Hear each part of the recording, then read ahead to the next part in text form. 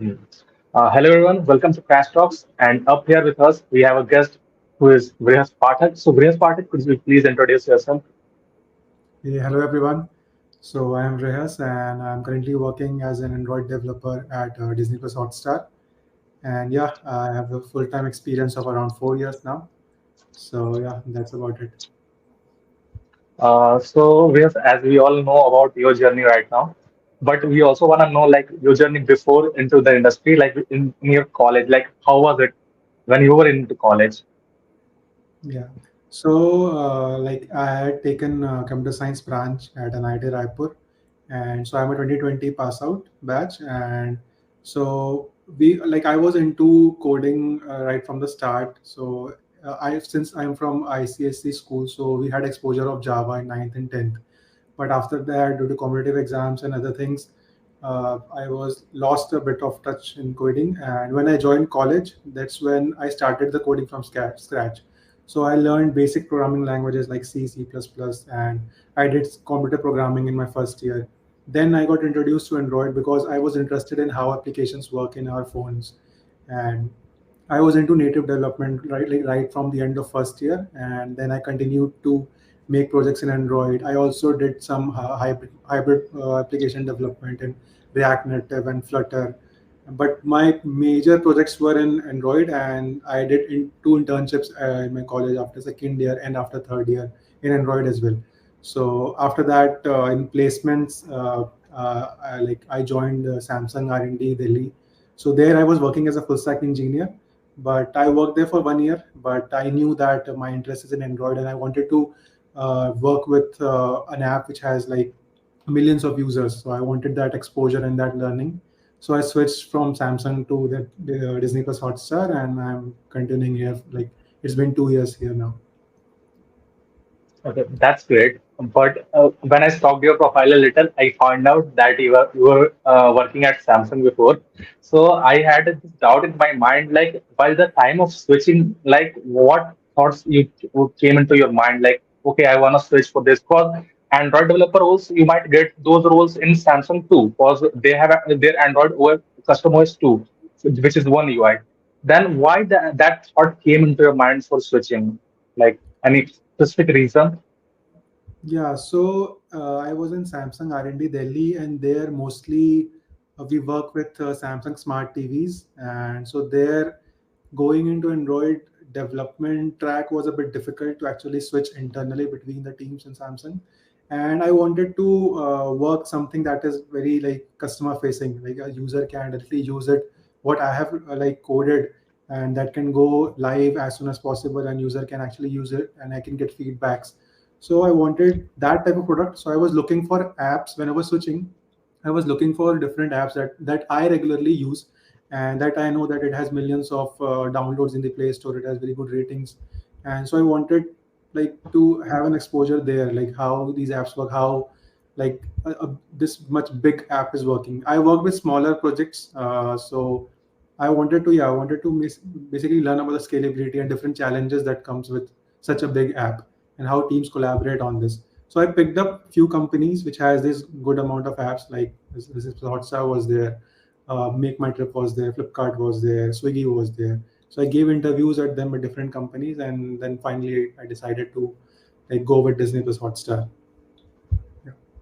Okay, that's great. So, like currently, like what things you are building upon Disney Plus? Like what which part you are working upon? Yeah, so as you all already know that T20 World Cup is coming. It's just in few days, and so every year since I have joined, every year there is some major tournament like World Cup 23 was there last year, ODI World Cup. This year T20 World Cup. Next year it's Champions Trophy, and all of the ICC rights are with Disney Plus Hotstar currently. So we our main focus areas are these major tournaments where we have the real challenge for scalability and different things. So we are making our app. Majority of the work is done on the backend side for the scalability, but our apps or native apps are also needs to be very well equipped with everything so that no crashes or no unexpected scenario happens in the app. So to actually we are working on preparing for this T20 World Cup. We have already like prepared and we are ready. And similarly, last year we had a good amount of preparation for the World Cup 23. And so whatever the things are already going as business as usual, that is already going. But when these major tournaments come, that's where we have different features, specific World Cup features that comes. Basically, last year Max View comes, where you can watch cricket in a real type of format that you watch on Instagram. So that was some new feature that any streaming platform has introduced in India market. So similarly, at this World Cup also, we are bringing some new features that India would be seeing for the first time. So for the native app developer, we actually work on these features right like before, maybe 6 to 7 months before an actual major tournament, and that's what we actually do. And rest of the time, when there are no major tournaments, then we bring some more features and we maintain our app, and because the user base is growing with time. So yeah, there are lots of like work to be done there as well. Yeah. So, as we know, Hotstar is a legacy code base, like it's been since a long time. So, like, is it still implementing the XML part inside its code base, or like they have totally shifted towards Compose? Yeah, so Hotstar is now 100% Compose, and we are the whole. If you'll see the whole Android native Android app, it's in 100% Compose. We have moved away from the XML.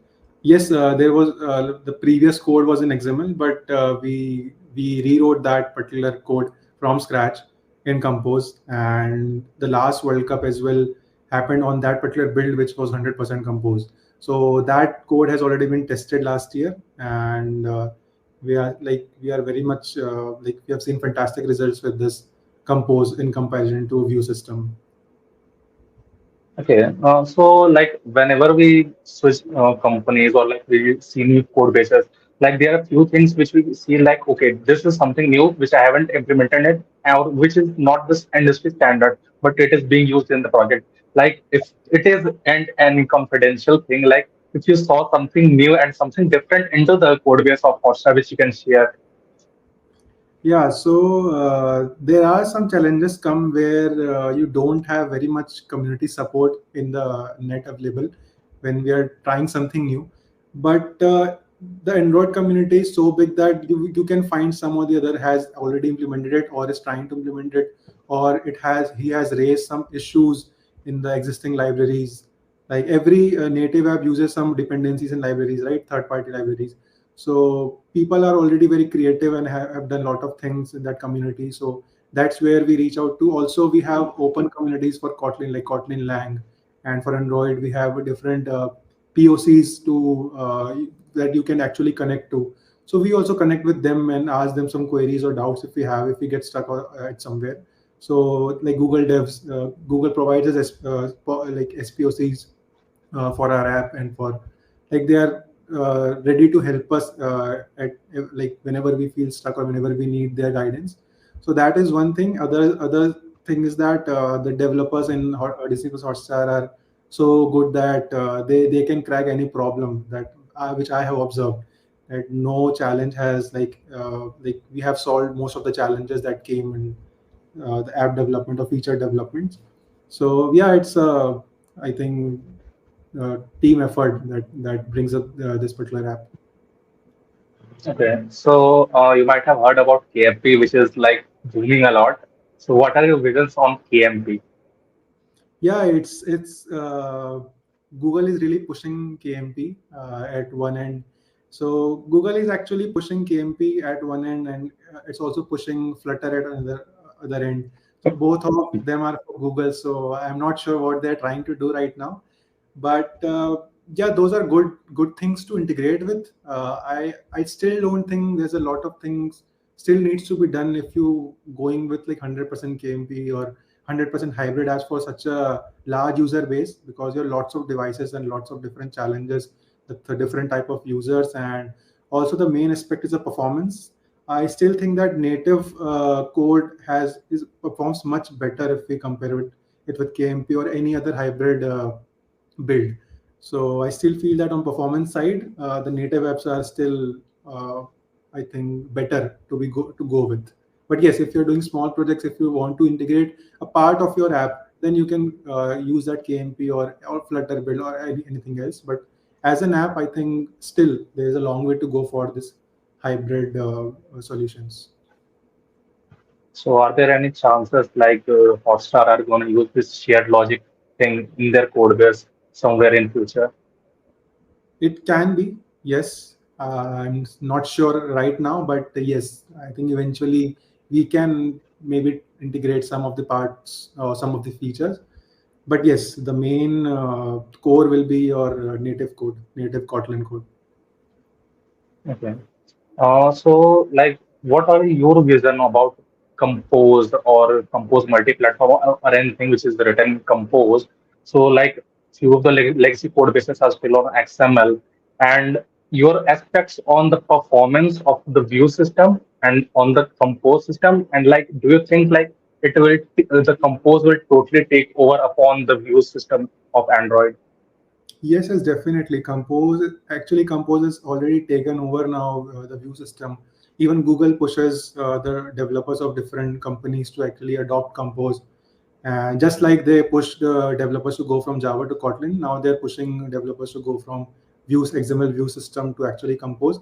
And if you know how to write composables and how to there's a guidelines that you can follow. If you write the compose code in a like standard way, in a much better way, then it has a lot of advantages. Because the very like simple example I can give, if you're using XML view and you want to have one recycler view, which is very basic component, every app has that, right? For every list, then you'll need a adapter class, then you'll need a model class, then you'll need to connect them, and then you need a XML where you have to like actually find a recycler view. Then you'll need a in adapter, you need a basically a class base holder and a class for your items. So you need to do a lot of things. But in Compose, we have a lazy column or a lazy row where approximately in a single file you can do all of this. You don't have to maintain or write so much code. Compose gives us that power because Compose is totally a declarative language, right? If you have like if anyone has done Flutter, it's very similar to that hierarchy, that making that UI tree. So Compose also does that, and it's actually Compose is inspired in a way from the Flutter, that UI hierarchy. So Compose has those composables, inbuilt composables that Google provides. That, like for example, for recycler view, we have lazy column. For like we have horizontal pager for your pager things, and animations in Compose is so easy now. You can do like any type of animations, and you can build your custom animation, which is way more easier if you compare to XML. So there are a lot of advantages, and if you can write a good code and be mindful of the mistakes that you don't need to do with the Compose, then I think it's very easy to actually start with Android. For earlier, you need to be understand the XML things, and you have a different XML files and your different Java classes. Now in the same Kotlin file, you can, yeah, define composables. Composables are nothing but functions, so it's quite easy now, which I feel. Uh, to be honest, when I was starting Android, when I had to create a recycler view, like it was such a hectic task to do. To first create the item in XML, then so the main thing was the adapter class. Like adapter is a design pattern, and like you are telling a beginner to like use a design pattern inside a code, which is like most hectic part to do. But when I learned about Compose, like they show that oh, this list is created. I thought oh, it might be a static list, but no, it's a lazy column, which is an alternative of recycler view, which is just being implemented in 5 lines. And when I tried to learn recycler view, I took around a week. And when my first recycler view was created, I was like so happy, like okay, I have started to learn Android now, and this is being done in just 5 lines, which is literally crazy. And as you told, like that, they are pushing towards Compose. So in the Android training courses, they have also removed the basic course for XML. They have only kept Compose course inside the training courses. Okay, I was not aware, but yeah, their code labs is very good. If someone is starting with Compose, I think do check their code labs. They're very beginner friendly. Compose, then it goes to advanced level as well, and they have almost covered everything then you that you'll need to actually start building your own app in Compose. So that's quite a good Okay. learning course. So what are your vision about Kotlin? Like you Java. And as switching to from being a Java developer to being a full stack engineer to Android engineer, like did Kotlin give you that relief which you wanted, or like still sometimes you feel that no, Java is better? I don't think so. Now Java is like Java is obviously the one of the most stable languages, but if you see that if you want to achieve something, then in Java you need to write a lot of lines of code. You have to put a lot of checks so that your code is stable and robust. But in Kotlin, it provides some things out of the box that you can directly use and that will take care for you. For example, the best thing which I feel that the way Kotlin or the core routines in Kotlin has simplified the multi-threading architecture of the Java for processes and threads. The way it has simplified that, it's amazing that whatever you want to do, just start a coroutine scope, launch your coroutine, and do whatever you want to do in the background. So it's very easy. Like anyone can learn about it. I think the learning curve is pretty much less now. You can quickly jump to like Android development now with Compose and Kotlin and with coroutines. So I think coroutines is the the best part of this particular Android development with Kotlin. And also, like everyone talks about it, the null pointer exception, the nightmare of the developers, of the Android developers. That Kotlin takes care. So the compile time only you will know that okay, that this can cause a problem. It will highlight it for you, and you can just put a check or. But in Java, the most NP is the most common crash, as everybody knows. So that in some way, Kotlin will help you to get rid of them. Okay, so and as Kotlin is being scaled upon within multiple things, like they are into backend with Ktor, they are now even into data science with Kotlin notebook, and they are being used as Kotlin with Spring, which is then used in Adobe and multiple things. So, like, what are your thoughts upon it being scaled? Like, what's your vision about it? Yeah, so Kotlin was inspired by multiple languages, Java, Python. So it took good parts of different languages, and then Google come up with one single language. Okay, this is what we are gonna push it, and this is what our main language is.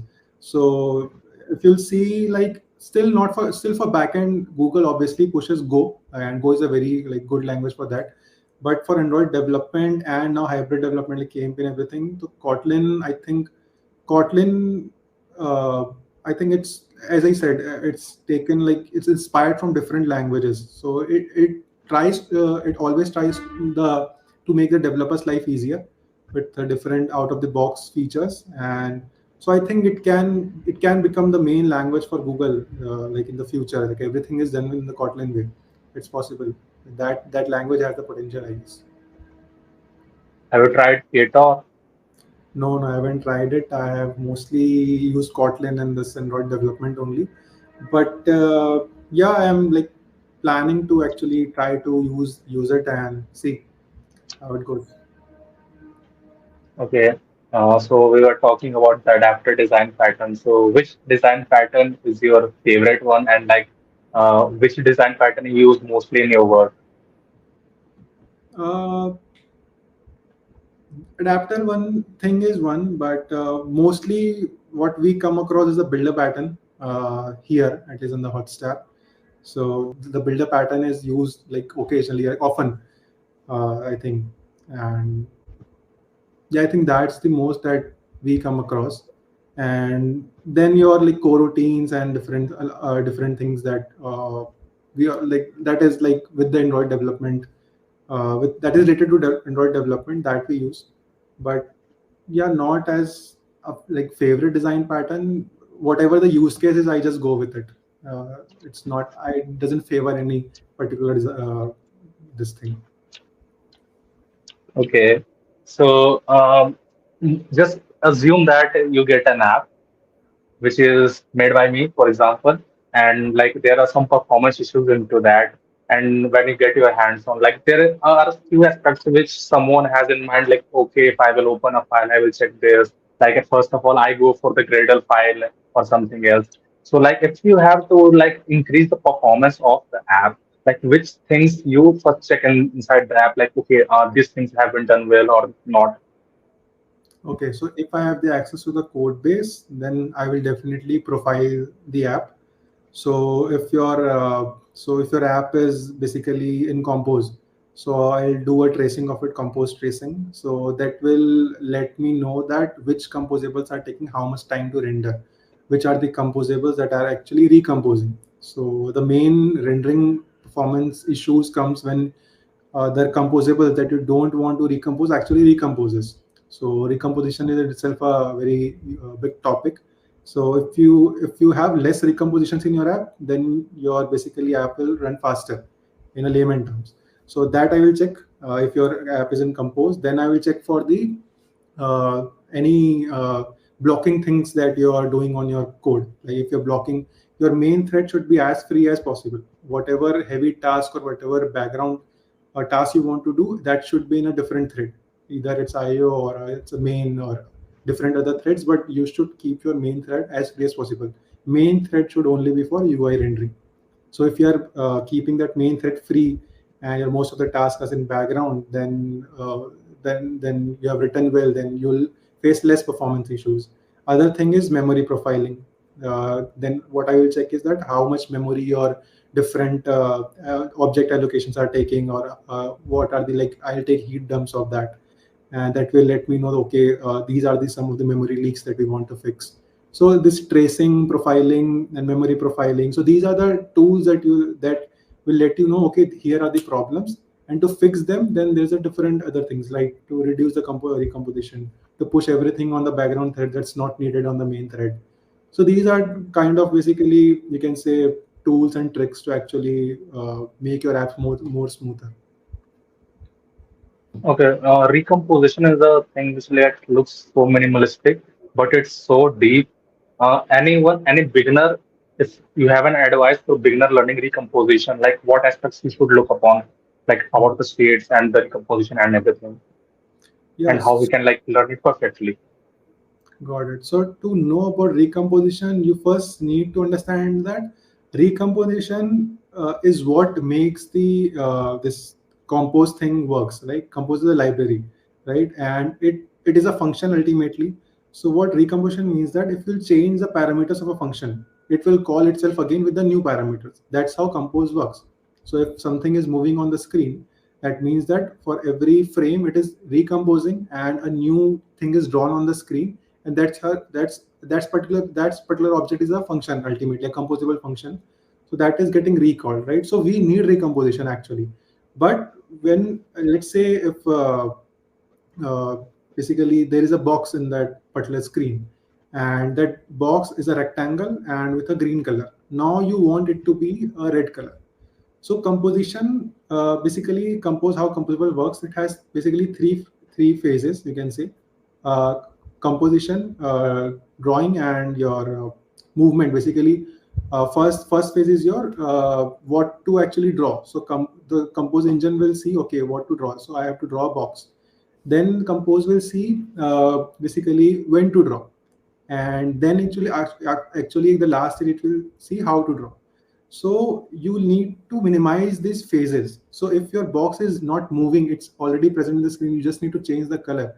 So if you write a bad code, then it will go through all the three phases. But in actually we need only one phase to be like redone, right? Because the compose system already knows what to draw. It was earlier a box, now it's also a box. And where to draw, it also knows. It was in the center, again it's now in the center. And how to draw is changing, right? First was red, now it is blue. Mm. So when you write a bad code, it go again to all the three phases, which we don't want. We only want the last phase to be actually redone, right? But that's how you will skip those phases.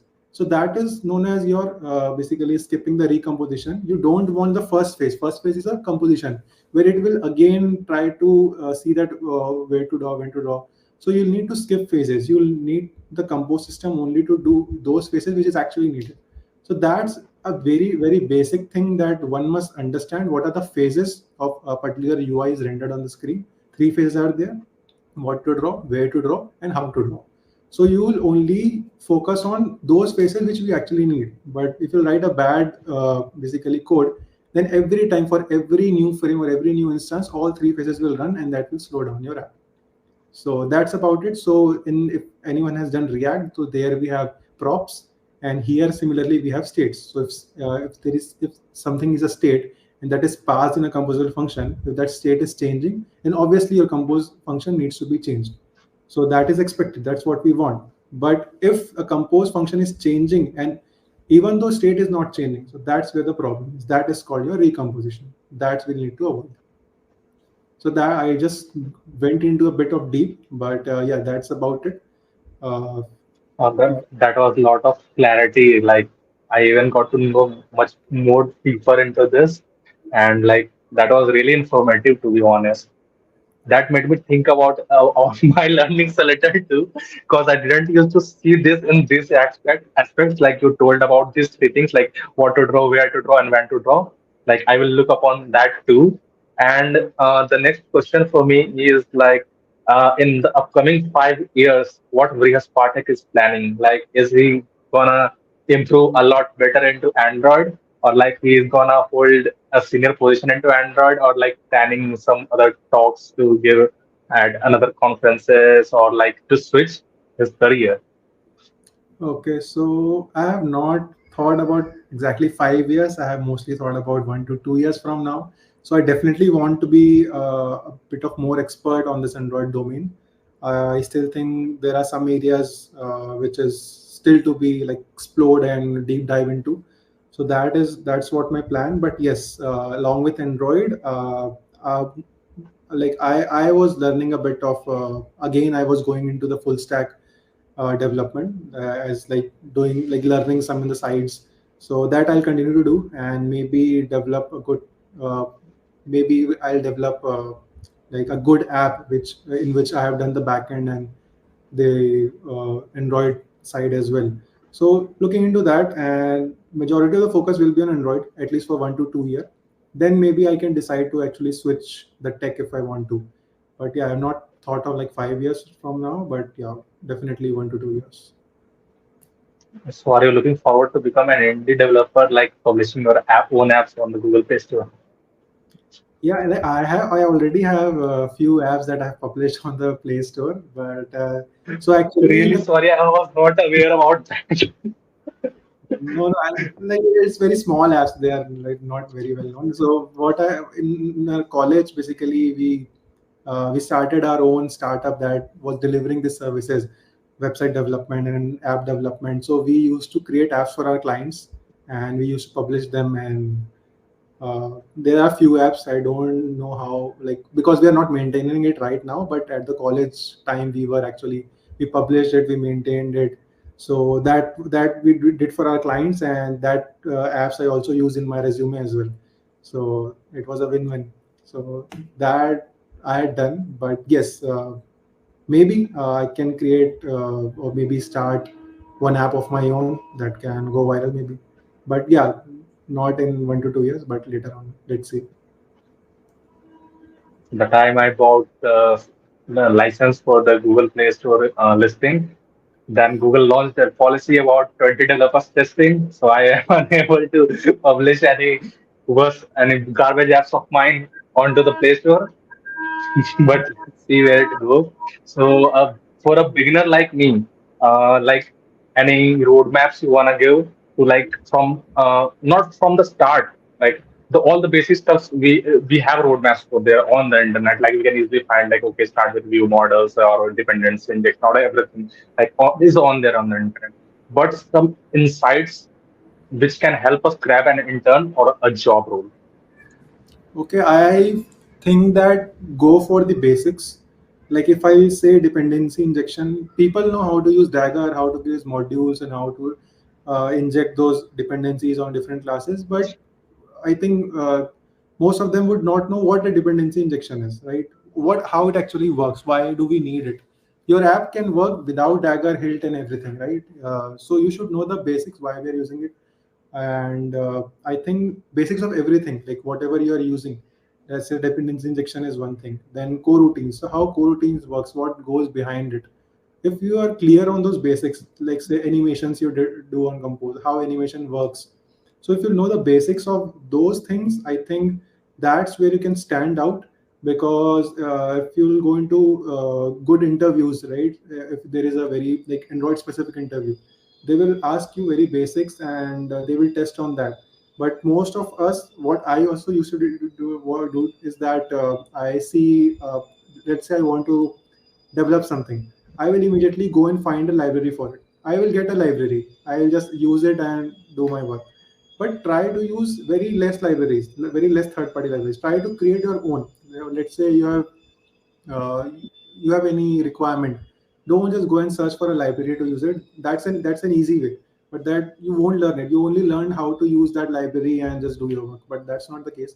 Try to create your own. Try to create your own dependency injection library, and you can create if you know the basics. It's very easy. Dependency injection is a design pattern. It's nothing like very complex thing. That, but you can create your own dagger and hilt. So go for the basics, and that will actually enable you to think in more creative and more creative solutions, and more better solutions when you'll approach a bigger problems. Okay. As coming to the ending segment of our podcast, we have a segment which is called Cheesy Choosy. I don't know why I named it this, but you have to like choose from two options and like give a small summary of on that. Hmm. So the first one will be XML or Compose.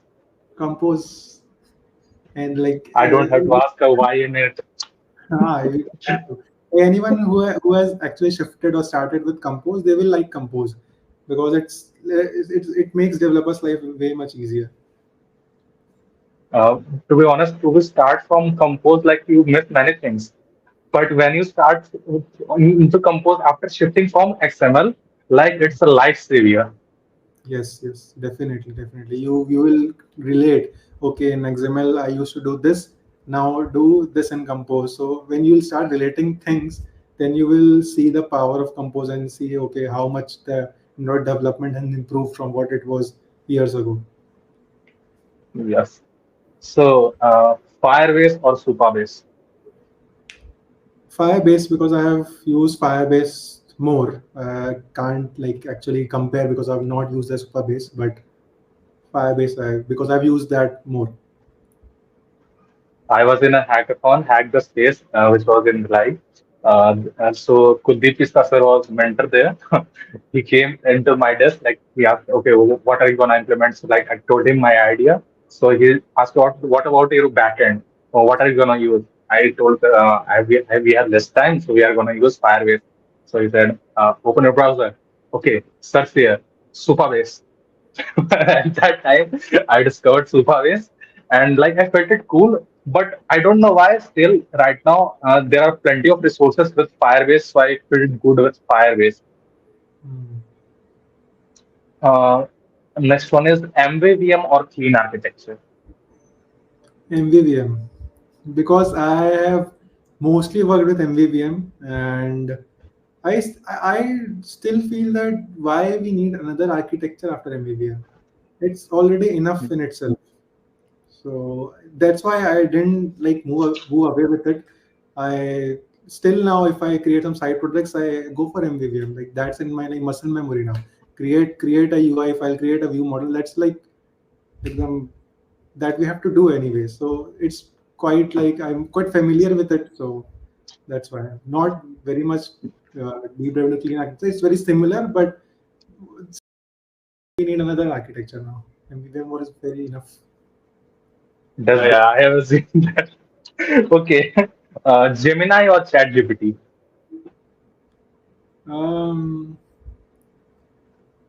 I think both for like users like us, I think they both are equal for us. Is what I think. There can be 1920s in different areas, but I have not used Gemini very much. Mostly, my daily life I use ChatGPT, and I always have one. I have two tabs open, one for like Bard earlier and one for ChatGPT. But I always go with ChatGPT. I don't know why, because it's more familiar, and so yeah, ChatGPT. I've not used Gemini much. because for my use case, both will do like equal justice. Right? Like so, much not much difference. In the Jellyfish version, they have integrated Gemini inside the Android Studio, Yeah. and they have also added the co-pilot type of interface where they give auto completion on itself. Yeah, yeah, but we have Uh, excluded that Gemini bot from our code base because it's still a third party bot, right? So when yeah. Gemini bot was introduced, so they also have one section where they explained if you want to remove your code or exclude your code. So just like a git ignore file, you have an I think AI exclude file, something like that, .ai exclude. So we have put our asterisk on that and we have pushed it. We don't want any of our code to go into that bot. Okay. Oh, so is it true like that you can't paste the code bases, official codes inside any AI models? Yes, yes, that's a privacy breach and data breach, so that should not be done. Okay. Before entering into the industry or like still into industry, um, no, I should ask you before in the industry, like which is your priority OS, like Mac OS or Linux or Windows? Yeah, so I hate Windows because it cannot take the you yeah, you cannot if you have a, let's say, a decent I had a decent laptop, right? In Windows I had i7, right? And I have I think 16 GB RAM. I even have graphics card. Still it won't be able to load my emulators on Windows laptop at that time, at my college time, I think around 5 6 years back. And so when I went to the college, then I got to know, okay, we have this Linux OS as well, and I'm not remembering the OS name. I don't know why. I think so. I basically had both the OS in my laptop. So I use Windows to play games, and I use Linux for all the development work. So because at that time, my Mac was not affordable for me at all. So I used to work with Linux only. So I liked it way much better. The Android Studio was much more smoother and much more like uh, not that heavy as compared to Windows. So, but then when I switched to Mac OS, then I said that this is the best hardware you can get, and Android Studio works like a charm. You don't have to worry. I open 2 3 emulators. I open like so many tabs, and I open Android Studio. Still, the Mac has that power to deliver that. So yeah, for development Uh, purpose, if you afford, then Mac. If you can't afford, go for Linux. to be honest, I was also a Windows user until my first sem. And when I started Android, I felt a lot of lag while just opening the emulator. And then I realized like, okay, even the my Windows is of around 10 GB, which I realized after downloading it from Get into PC. And then I thought like, okay, let's switch into some other OS. Then I discovered Debian Linux somehow, and like I thought, okay, it's just 800 MB. You can put a GUI of your own, like KD Plasma or GNOME or any other. Like it is totally, should I say? It is totally customizable, and like we can do tiling and other stuff. And like that was pretty fast. So I pretty felt related to your words literally. And yeah, that was all for this podcast. I hope you enjoyed it, and I hope the viewers will enjoy it and find it informative. Like we dived into multiple sections of a career from beginning to like a career of achieving something into the zone. So yeah, thank you for having a podcast with us, and hope you liked it. Yeah, yeah, it was great. Great questions. I love to answer all of them. And thank you for having me here. And I hope viewers are also get like good learning from this particular podcast.